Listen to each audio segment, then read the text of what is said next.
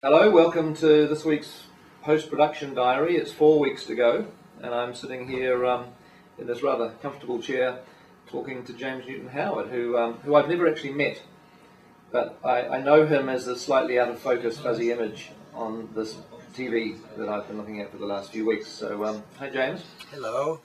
Hope to meet you one day. Yeah, I'm hoping. That'll be an interesting moment. Yeah. I feel as though I know you quite well already, but it'll be different. It's amazing. The technology is great because we've been able to basically, do everything that we needed to do on this film, having never met, being 6,000 miles apart. But it's been incredibly interactive. I think it should be a very slow build. I think when she first comes out of that log. And she starts to sense something, you should come in, yes. And then slowly, oh my God, what's that? What is it? I wonder what it is. Oh no, what? It can't be. Oh, it's one of them. The T-Rex fight was amazing. I mean, that was one of the, one of the biggest cues of this last week, wasn't it? At Todd AO. Very loud. Very loud. Very critical section of the movie. So yeah, that was exciting. One of the engineers went out and measured it at one point. We were well over 100 dB in the room, which is pretty loud. That's with no amplification.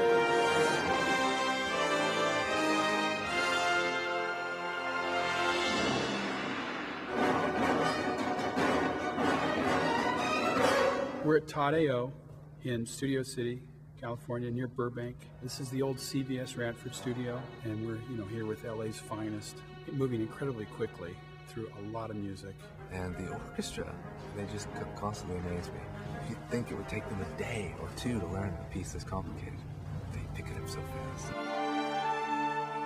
And yeah, like I said before, it's possible there's a cue being played that literally 24 hours ago it didn't exist even in James's studio.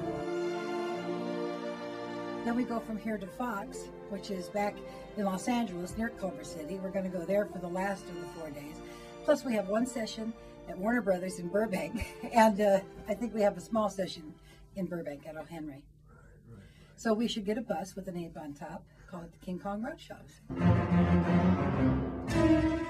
After we've recorded the music and gotten it edited on the stage, it gets sent over to Alan Meyerson, who is one of the two mixers on this project. And my job is really to polish it and make sure that it is as much as it can be, it's as exciting as it can be. And they'll start mixing, sometimes mixing all the way through till the next morning. Since they've gotten those mixes done, they can upload them to New Zealand, so when New Zealand wakes up, they've got a set of mixes ready to go. Normally, the score is pre-recorded before we even start final mixing. Because we're on such a tight time pressure at the moment, the synthesized mock-ups are coming in thick and fast, as well as the actual recorded material. And as we've got mock-ups, we've sometimes put the mock-ups into our mix so that the sound mixing can continue. Firstly with the mock-ups, and then as the orchestral music is recorded,